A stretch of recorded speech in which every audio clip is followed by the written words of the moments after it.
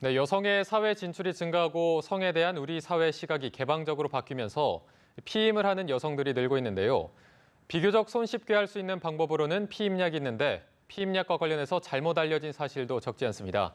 오늘 이 시간은 피임약을 복용할 때 반드시 알아둬야 할 점을 짚어보겠습니다. 오늘 김지수 보건 담당 기자와 함께하겠습니다. 안녕하십니까? 네, 안녕하세요. 네.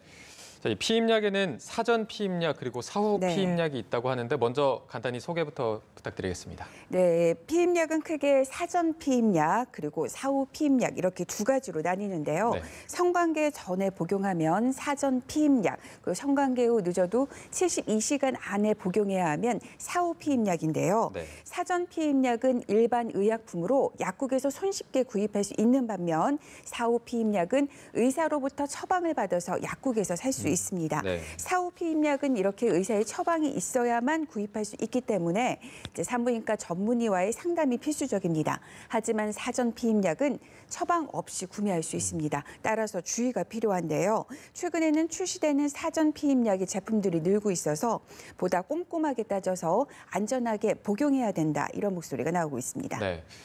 제가 알기로는 이 사전 피임약은 여드름 치료에도 쓰인다고 들었는데 이게 어떤 이유 때문에 그렇게 쓰이고 있는 건가요? 네, 그 이유는 그 피임약 속에 여성 호르몬이 들어있는데요. 우리가 학교 다닐 때 에스트로겐, 프로게스테론 이런 것들 들어보셨을 겁니다. 네네. 여성 호르몬인데요. 한마디로 피임약은 여성의 배란과 생리를 통해서 그 임신을 가능하게 하는 두 가지 호르몬을 조절해서 이렇게 피임을 할 수 있게 하는 겁니다. 그래서 우리가 결혼이나 여행을 앞두고서 생리 주기를 조절하기 위해서도 이런 피임약이 쓰이고 있습니다. 네. 피임약은 여성 호르몬 조절 기능이 있는 만큼 다양한 여성 질환의 보조 치료제로도 쓰이는데요.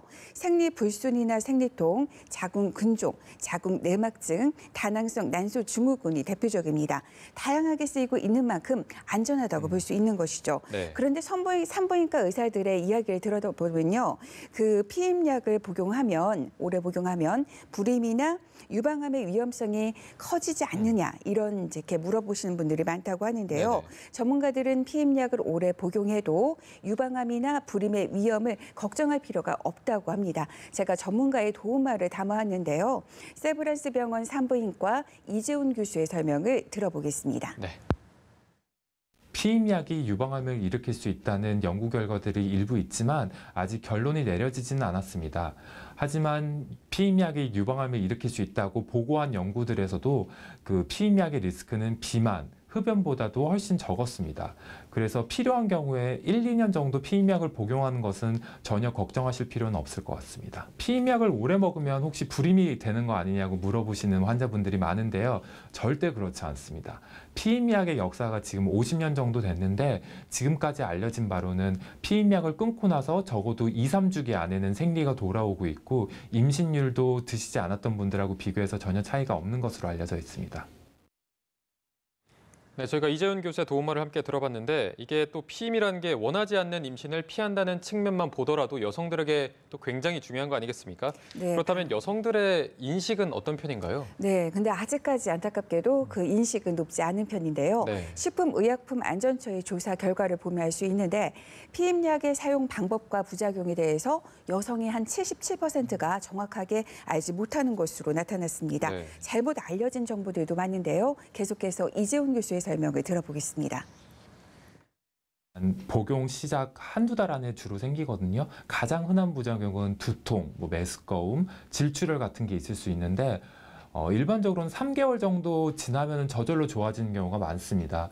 그래서 증상이 아주 심한 경우에는 산부인과를 찾으셔서 조금 상담을 받는 게 필요할 수도 있지만 대부분의 경우는 저절로 없어지는 증상들이니까 크게 걱정은 안 하셔도 될 것 같습니다. 하지만 정맥혈전증의 경우에는 생명을 위협할 수도 있는 부작용이기 때문에 한쪽 다리가 아프다, 아니면 숨쉬기가 좀 불편하다, 피임약을 먹은 지 한두 달 정도밖에 안 지났다 하는 경우에는 바로 병원으로 가서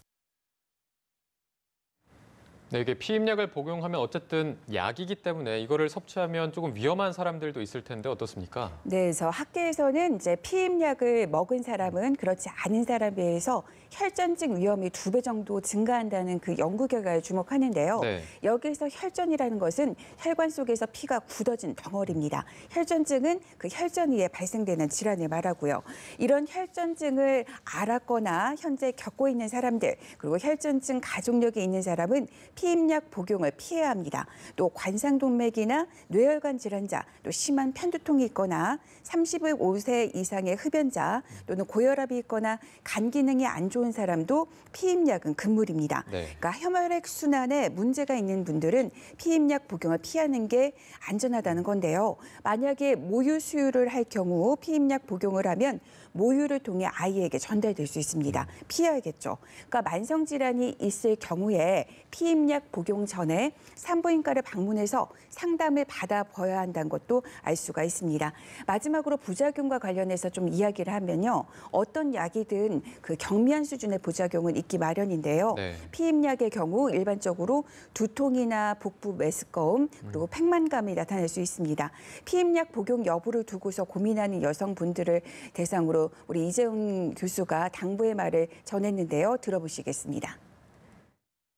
피임약을 한두 달 먹고 한두 달 쉬고 또 한두 달 복용하시는 분들이 많은데 이런 경우에는 부작용만 키울 수가 있습니다. 왜냐하면 피임약은 복용하는 첫 한두 달 안에 부작용이 가장 많고 시간이 지날수록 부작용이 적어지는 약입니다. 그래서 우선 잘 맞는 피임약을 찾았으면 지속적으로 복용하는 것이 중요할 것 같습니다. 만약에 부작용이 나타날 경우 산부인과를 방문해서 전문의와 상의해서 복용할지 여부를 정하는 게 중요하다 이렇게 말씀드릴 수 있습니다. 네, 이게 자신의 건강 상태를 고려해서 신중하게 복용한다면 더 안전할 것 같습니다. 지금까지 김지수 보건담당 기자와 함께했습니다. 고맙습니다.